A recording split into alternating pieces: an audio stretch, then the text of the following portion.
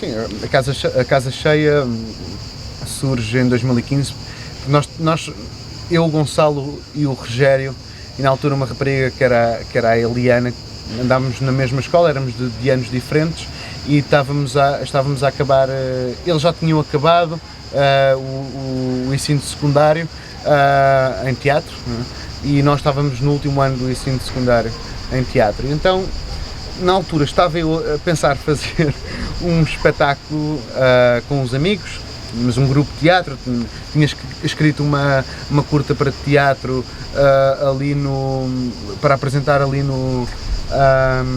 em Santa Apolónia, não é em Santa Apolónia, antes ali no Campo das Cebolas, há ali um teatro que eu agora não me recordo o nome,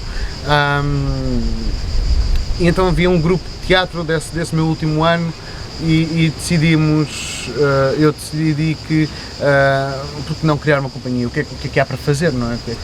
Eu tinha estagiado, estava desde os 18 anos, 18, 19 anos a estagiar com o Teatro dos Aloés, portanto, como assistente de encenação, portanto também já vinha de muitas conversas que eu tinha tido com o José Peixoto, com o Jorge Silva, sobre o trabalho, sobre como é que se começa, o que é que se faz, o que é que não se faz, caminhos é que se segue, e na altura eles tinham dito: ok, cria a tua companhia, cria o teu trabalho, nós ajudamos-te com o que precisares, seja cenários, figurinos, isso tudo. Eu gostava do Gonçalo e gostava do Rogério enquanto atores, e então convidei-os: olha, bora fazer isto, bora criar uma companhia. E então surgiu dessa forma, com o apoio dos Aloés na altura e com o apoio do Teatro da Comuna, que eles tinham estagiado no Teatro da Comuna, surgiu a Casa Cheia, e a Comuna era o lugar onde nós apresentávamos as nossas criações, e o Teatro dos Aloés era quem nos ajudava a produzir os espetáculos em relação aos figurinos, ao cenário, e pronto, em 2015 surge a nossa companhia. E depois pensámos, isto também, que é onde é que ela existe, onde é que ela vai existir. Isso foi uma das nossas questões, porque Lisboa está cheia, Lisboa está toda a gente em Lisboa. E na altura a Eliana, que fez parte da fundação da Casa Cheia, vivia na Pontinha, e nós fomos ter uma reunião com a Junta de Freguesia da Pontinha, com o Presidente da Junta, e a Presidente da Junta adorou-nos, disse: venham para cá. E então arranjámos lá a morada fiscal, e a partir daí a Corália Rodrigues, que era a Presidente da Junta da União das Freguesias da Pontinha e Famões, basicamente recebeu-nos e encaminhou-nos depois para reuniões com a Câmara começou-nos a apoiar, a Junta também, a fazer espetáculos para a comunidade, e então jogávamos muito entre isso, jogávamos entre os espetáculos para a comunidade, como é que o que fazer, tentar perceber o que era a população da Pontinha, Famões e mesmo do concelho de Odivelas, como é que os nossos espetáculos eram recebidos, como trabalhar esses espetáculos. E depois, em paralelo, tínhamos as nossas produções,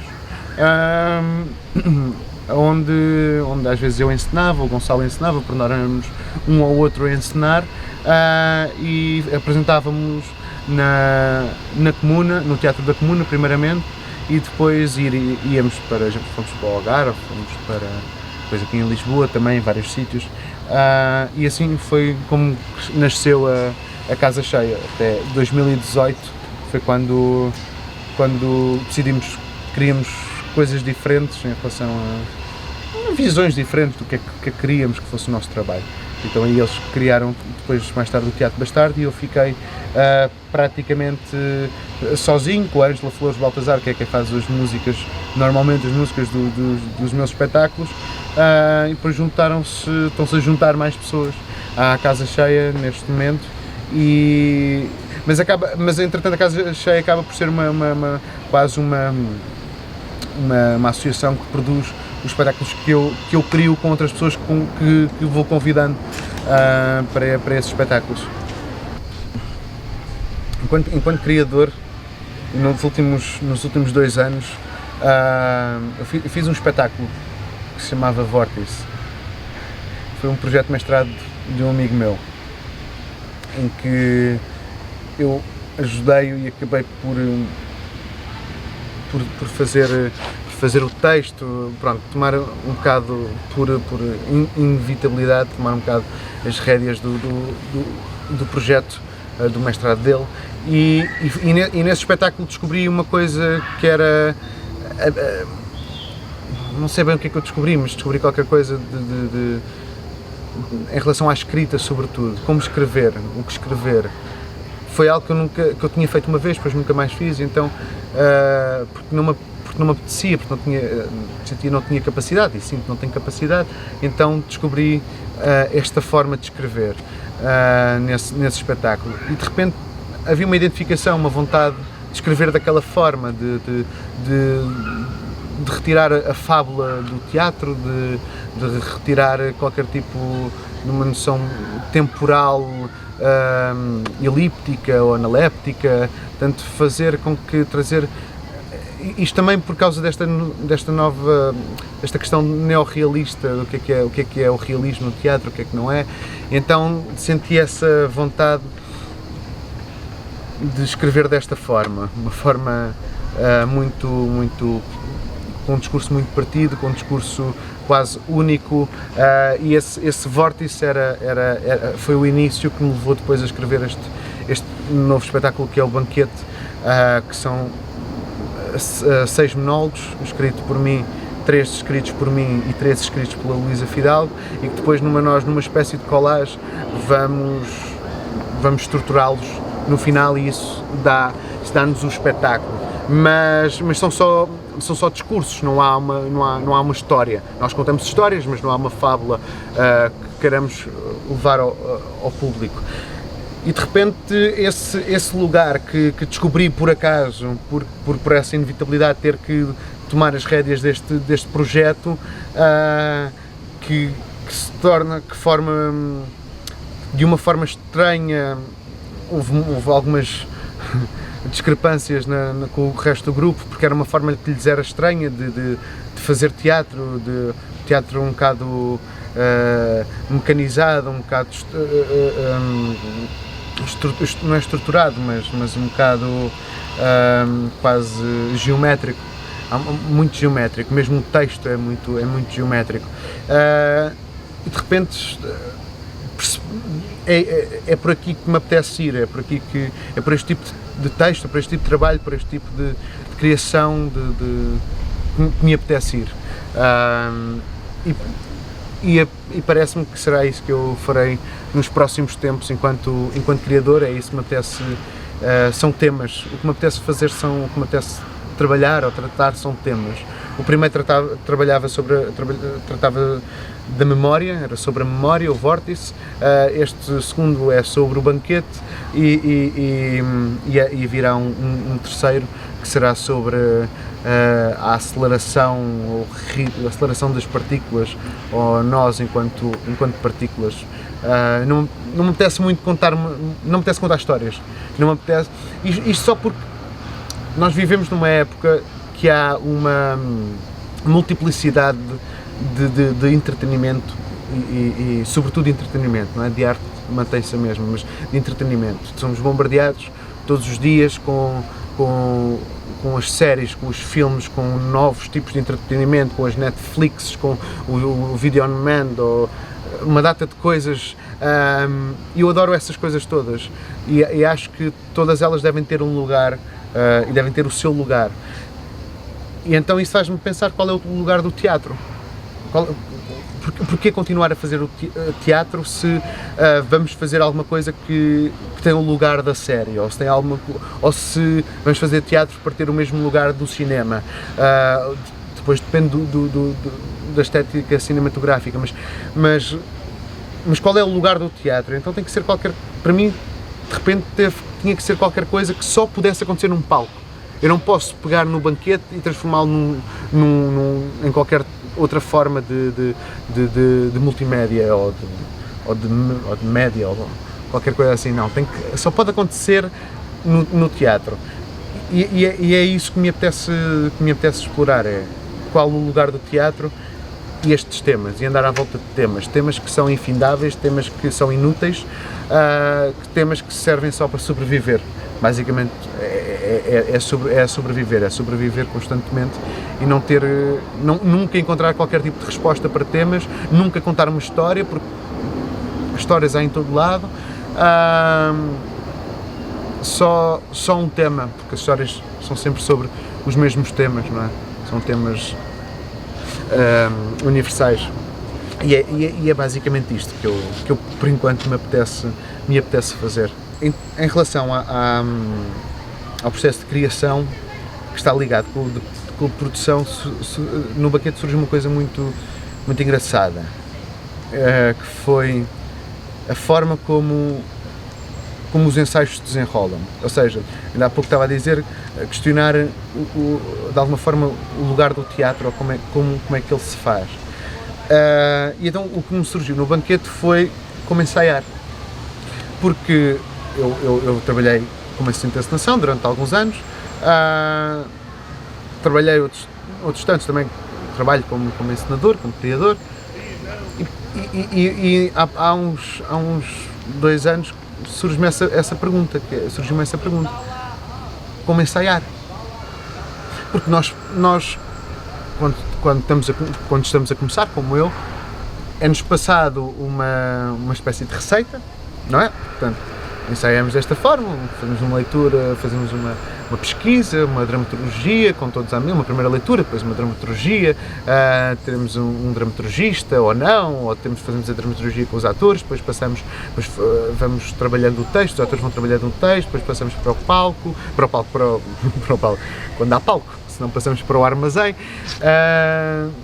e pronto, há este processo evolutivo de uma criação. Isto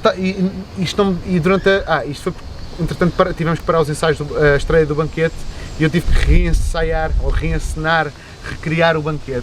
E aquilo não me estava a dar, não me estava a servir, esta fórmula não me servia, e estava a ficar incomodado, e de repente, quer dizer, eu tenho 27 anos e estou a trabalhar com atores mais velhos que eu, e já há alguns também com mais experiência do que eu, aquilo não me está a servir, e eu agora tenho que lhes dizer: olhem, desculpem, eu vou ter que fazer coisas, vou ter que repensar os ensaios, perdão.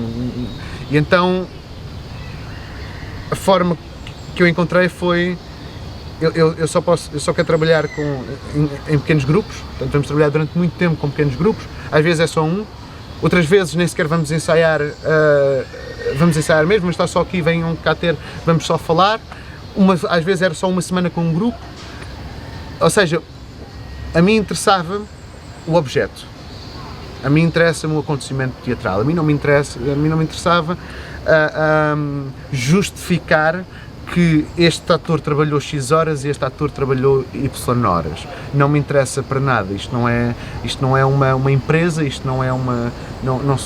os atores e os artistas não são empregados, não são funcionários, têm um horário a cumprir.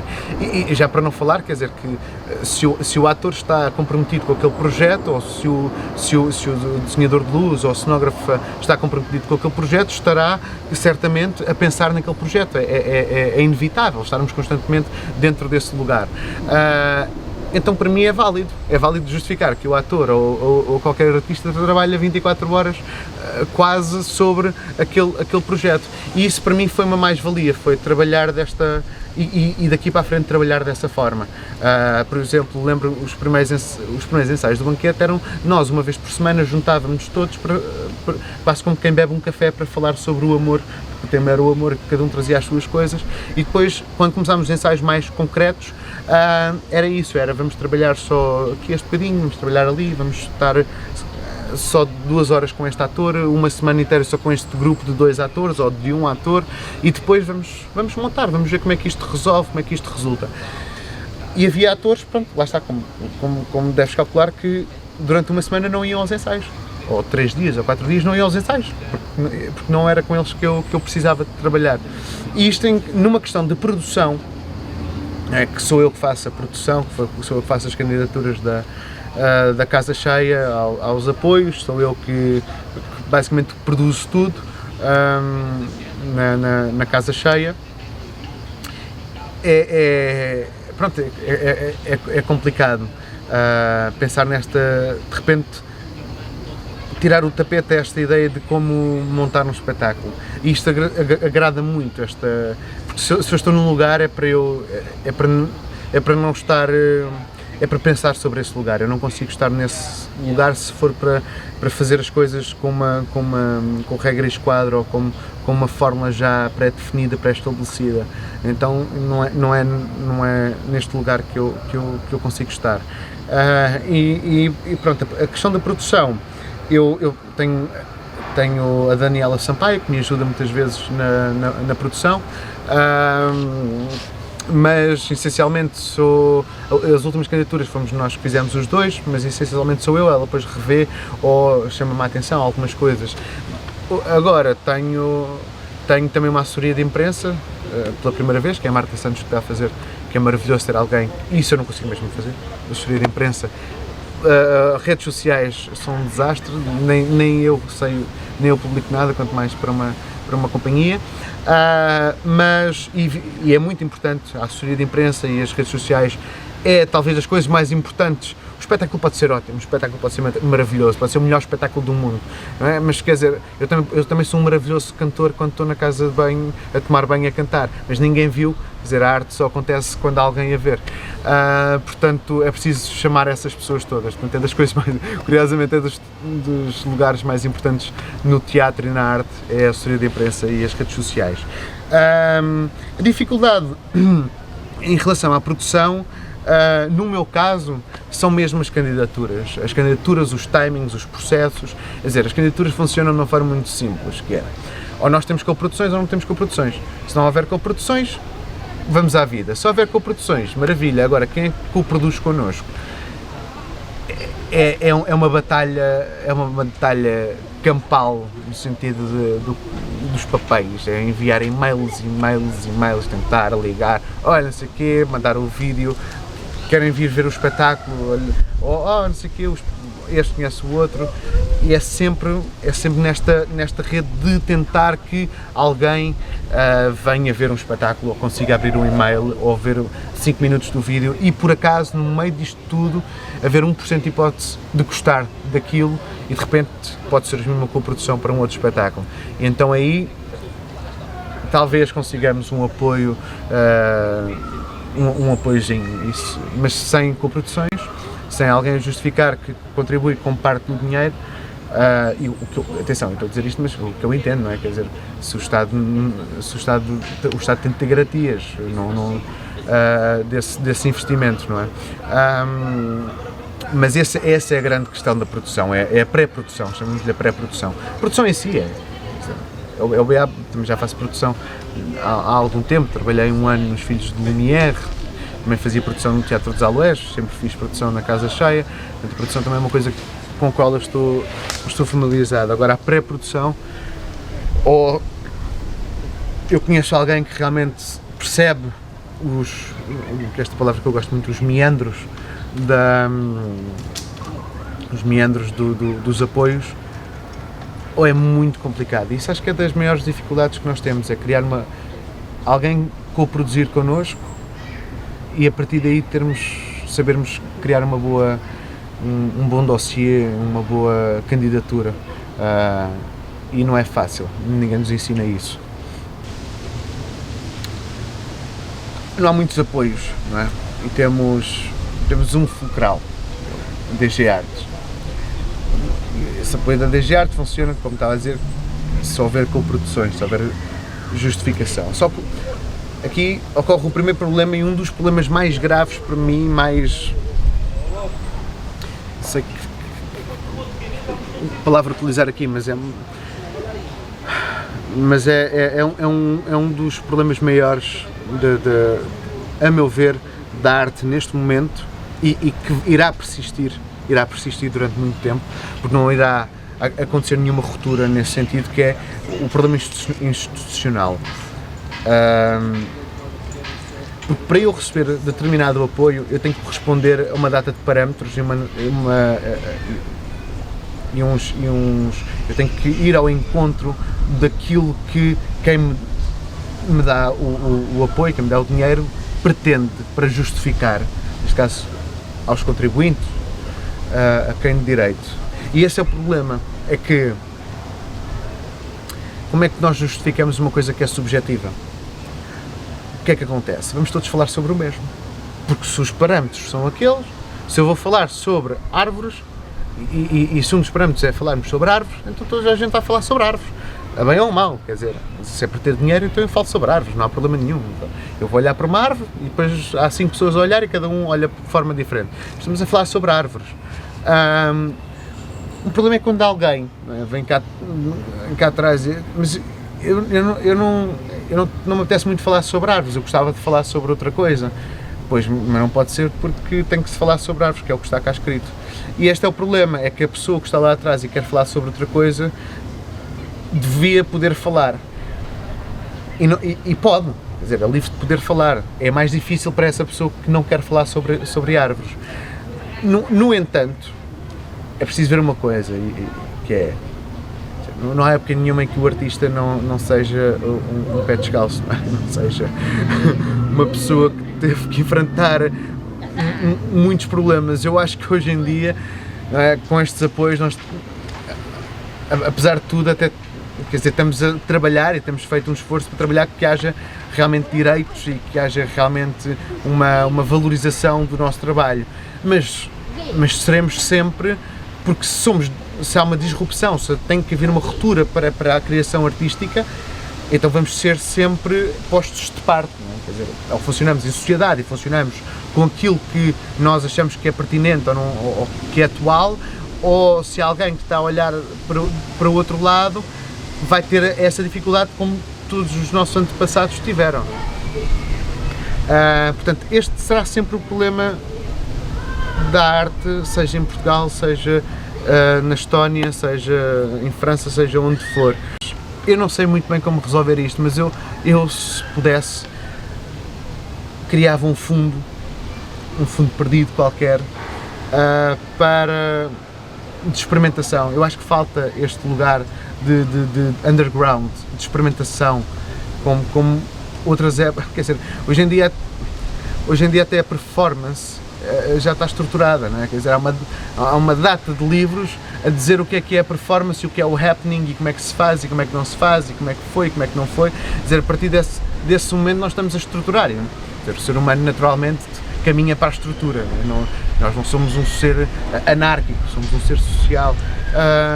Portanto, mas faz falta essa anarquia do pensamento, da criação e então, se é preciso dinheiro, então criar-se pode ser um fundo muito pequenino para essa exploração livre, essa exploração sem preconceitos. O que não falta na arte são preconceitos. Ou seja, literalmente conceitos pré-estabelecidos.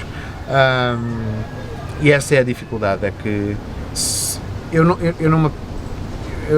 há pouco estava a dizer, eu não me interessa uma fábula, não me interessam temas, mas os temas que a mim me interessam não estão em consonância com aquilo que é suposto, que é a suposta atualidade, porque eu também não sei o que é pertinência nem sequer à atualidade,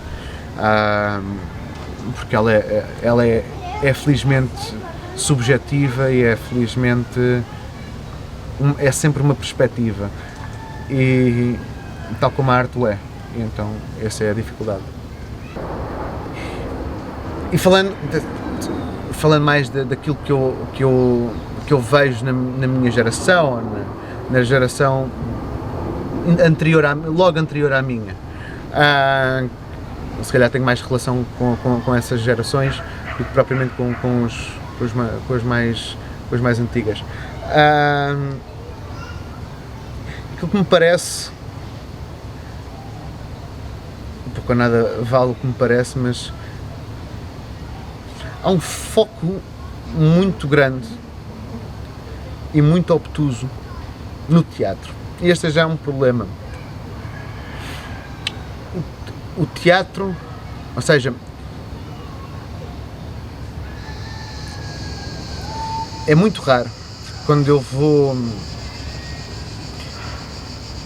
É muito raro eu conseguir ter uma conversa sobre outras artes, sobre outras áreas. E este é um problema que me parece geracional. Porque não encontro este problema noutras gerações com quem eu falo. Este é um problema geracional e é um problema doomed, a palavra doomed, que é condenada, uma condenação qualquer destas gerações a que me refiro. Porque um teatro feito a partir do teatro é um teatro que se tornará pobre. Um teatro feito a partir de tudo é um teatro que tem uma certa riqueza, não é? Quer dizer, nós encontramos essas influências todas, ou pelo menos eu encontro essas influências todas nessas outras gerações às quais eu não me estou a referir, e nas conversas e essa troca de conhecimentos também, muito que eu aprendi sobre outras áreas que se calhar, que confesso que me fascinam muito mais do que o teatro em si. Só que eu não sei fazer outra coisa, então vim para o teatro. É literalmente isto. E isto até são palavras mais ou menos roubadas do Steiner quando veio ao Teatro da Almada. Há um livrinho muito bom que ele diz exatamente a mesma coisa. Dizer, eu não sei pintar, não sei tocar, não sei desenhar, não sei esculpir, não sei fazer nada. Então pronto, sou encenador. Por isso é que eu sou encenador. E é um bocado isso, não é? Só que sem essa consciência do que foi o tempo. Por exemplo, isto é outra coisa que eu denoto, que é o que é que foi o tempo, o que é que aconteceu no tempo, o que é que aconteceu durante este tempo todo até o agora, como é que foram as formas artísticas, como é que elas se manifestaram, como é que são essas manifestações, quando é que isso aconteceu. E acho que há uma falha grande no panorama teatral português da minha geração. Isso pode ou não, lá está, isto na arte pode sempre tudo ou não, mas pode ou não tornar o teatro em si pobre. Isto é a minha primeira,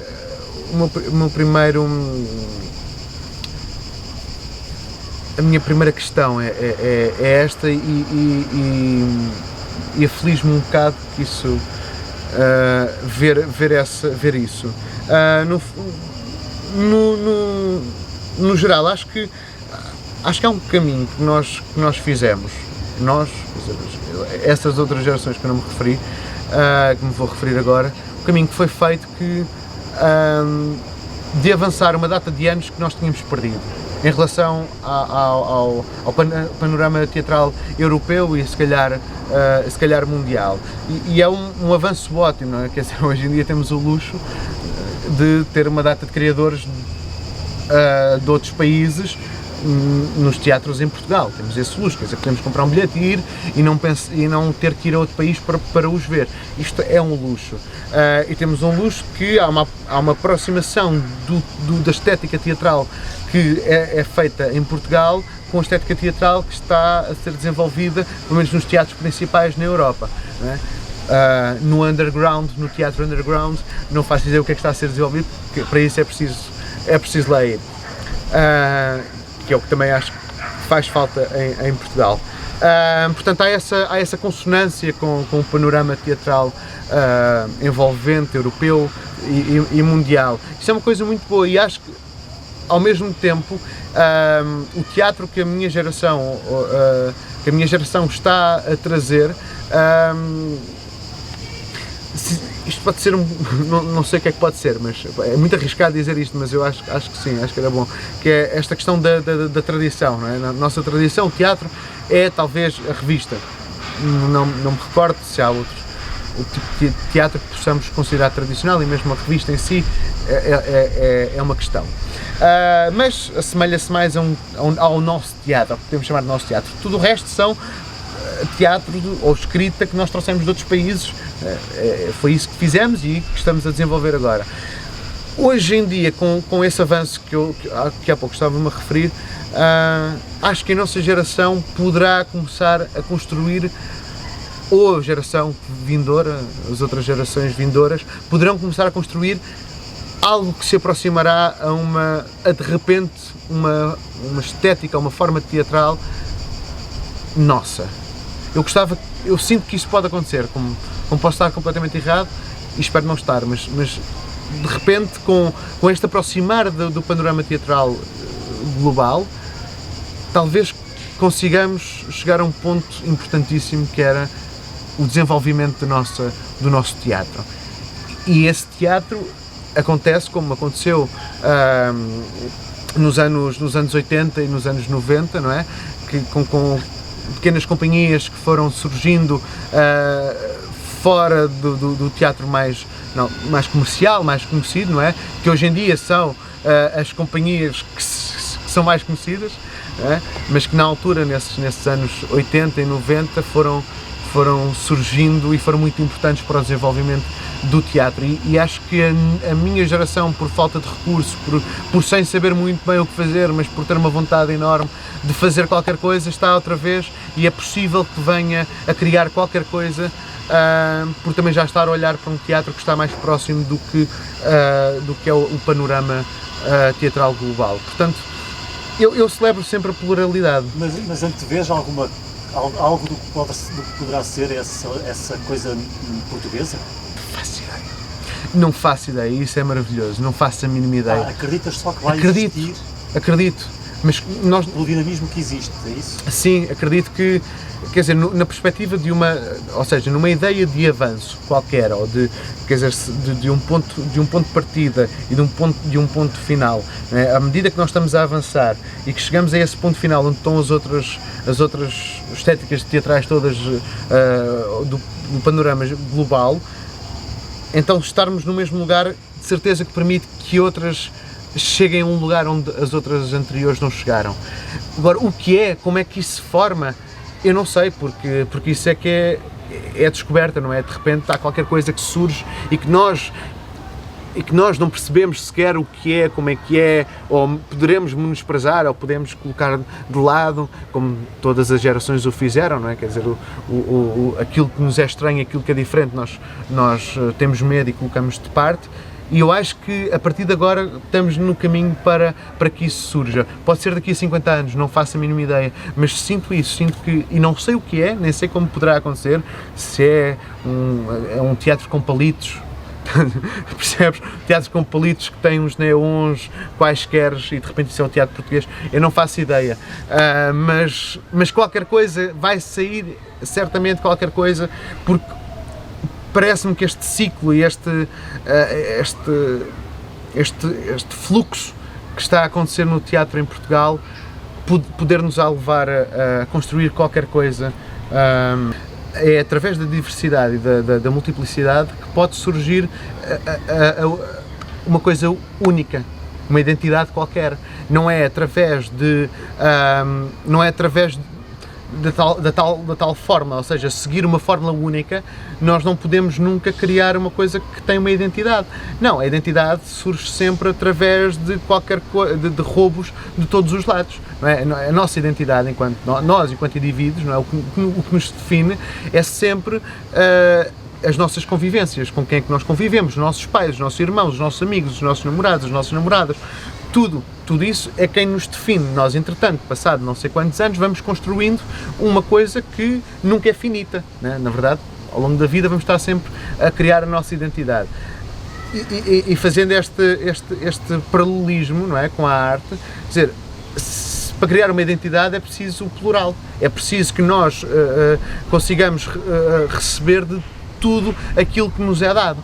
Então é sobre este olhar que eu digo que acredito que haja uma identidade no final disto tudo, quando a poeira assentar, há qualquer identidade que mais do que nunca poderá ser construída agora. Quando eu digo agora, estamos a falar de 50 anos, talvez. Daqui a 50 anos, devo ter eu 80, se estiver cá ou não, ver de repente a Joaquina Maria da Conceição fazer aquilo que nós chamamos o teatro português. E de repente o teatro português é aquela coisa a fazer o pino com os chinelos, não sei, mas eu gosto dessa, e respondendo a essa, eu não acho que assim, há muita coisa no teatro, no panorama teatral português, é verdade, Mas se nós formos olhar, há muita coisa que se interliga e são praticamente a mesma coisa. Também não é assim tanto assim, uma loucura, não é? Mas acho que até devia haver mais. Eu quero sempre mais. Para mim, eu sou sempre apologista do mais. E até coisas para eu não gostar. Eu gosto muito de ir ver coisas que odeio. É isso é que me dá pica. Agora, dizer coisas que eu gosto, eu fico, epá, já está ele a fazer, eu não quero fazer o mesmo que ele está a fazer, mas ainda bem, fico contente, ou gosto de ver coisas que eu não gosto de todo, que isso é que me dá ânimo para continuar, é o debate, é a questão, é a dúvida, é a incerteza, é a crítica. A crítica é muito importante, a crítica acho que das coisas piores, das coisas que mais faltam ao teatro português, é crítica. Ninguém se critica. Toda a gente diz mal, mas ninguém se critica.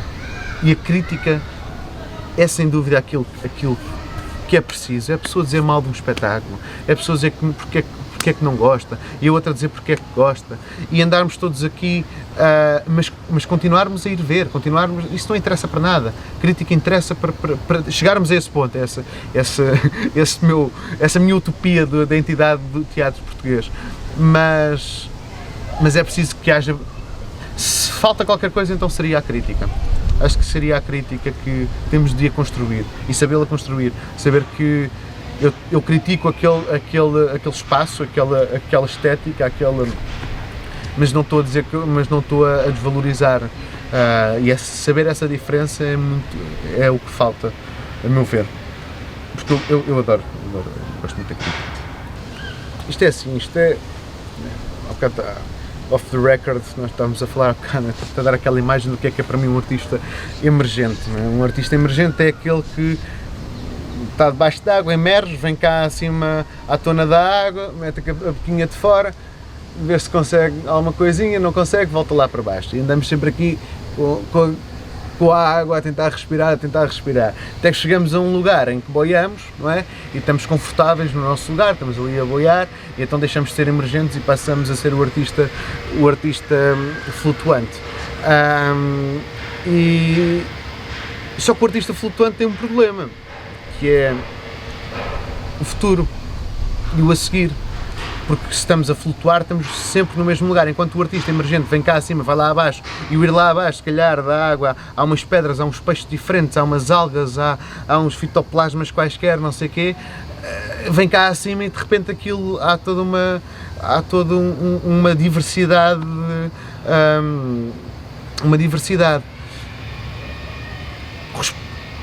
Pegando nisto para te responder, o artista flutuante é ótimo, porque dá para pagar as contas.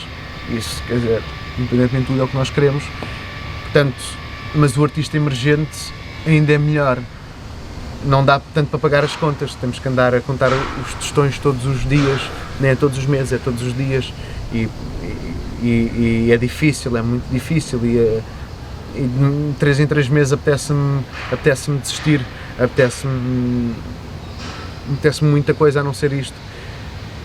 Mas ao mesmo tempo depois surgem umas coisas novas porque eu não estou agarrado a nada, eu posso só simplesmente fazer qualquer coisa porque também ninguém está à espera, ninguém vai ver um espetáculo, isto é do Miguel Mateus, ninguém está à espera de nada, então o emergente é isso, por aí, não é? É essa possibilidade de eu não tenho que obedecer a qualquer tipo de estética ou regra ou fórmula, ou não, eu posso fazer o que me apetecer, e essa liberdade de ninguém estar à espera é uma coisa que é muito difícil preservar quando se flutua.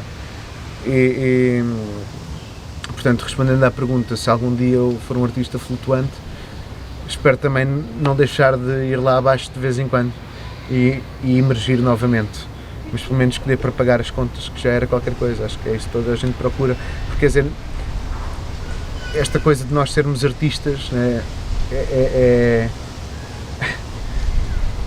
não temos grande hipótese,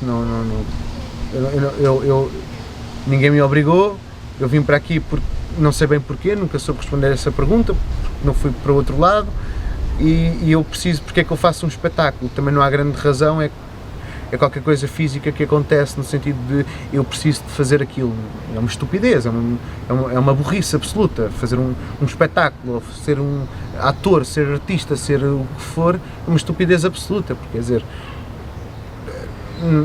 a luta que nós temos todos os dias que fazer e aquilo que recebemos, não,